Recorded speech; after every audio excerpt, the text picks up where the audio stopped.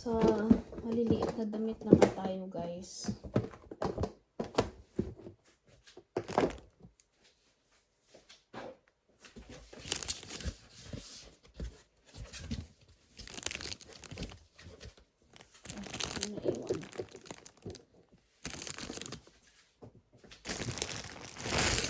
So let's try to use it.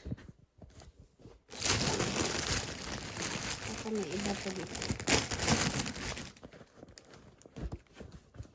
Ay, same lang siya. Let's try to use it. Let's try to use it.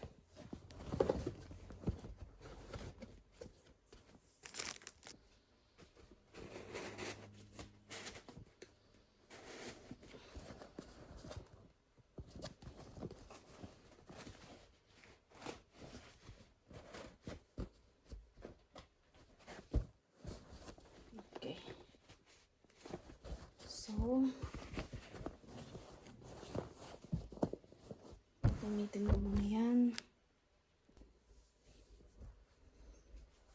Ang cute. Ito naman yung magagamit natin from birth to, let's say, 2 months, 3 months. Tingnan natin.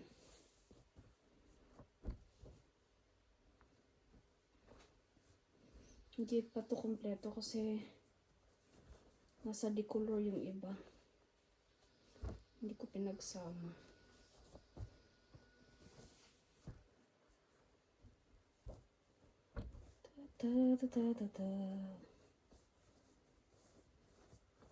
Ito naman yung walang sleeve or short sleeve.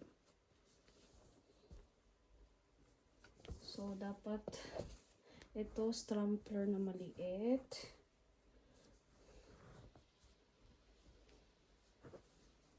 So, I hope I will remember this. And I will not forget. Ito naman ay long sleeve na bodies. Pero feel ko may ano to. Strampler pala to. May kasama to. Pero pwede naman 2 in 1. Pwedeng wala. Pwedeng meron. Or, dito muna siya. Ganyan muna siya, guys. Tapos, gagawin ko,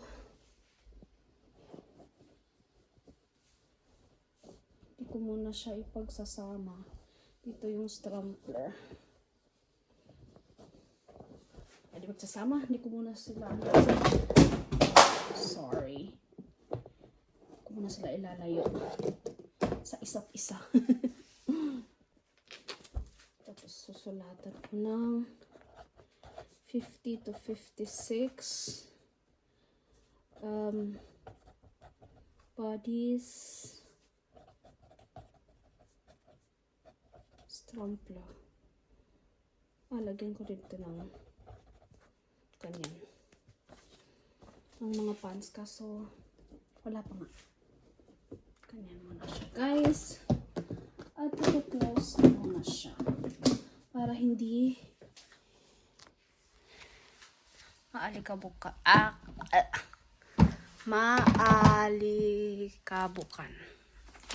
Di na ako marunong magsalita. O, diba? Tapos, next batch. Paplansyahin ko muna. Tapos yun, after unboxing, lalabhan. Kasi may mga ano yun to eh.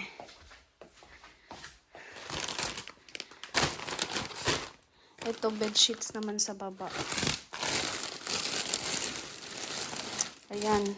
Kumot. Bedsheets. Ayan.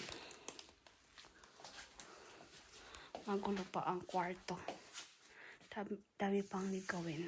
Pero at least may nasimula na ako, diba? So, ito yung magiging bed. Ito yung changing area. Yun naman na pastel bed. Sa room namin yan. Nilabas lang muna kasi masikip. Hindi ako makagalaw. And yung cabinet, I'm not sure kung need ba namin. Kasi walang space yung living room namin. Siguro pag nakalipat na kami.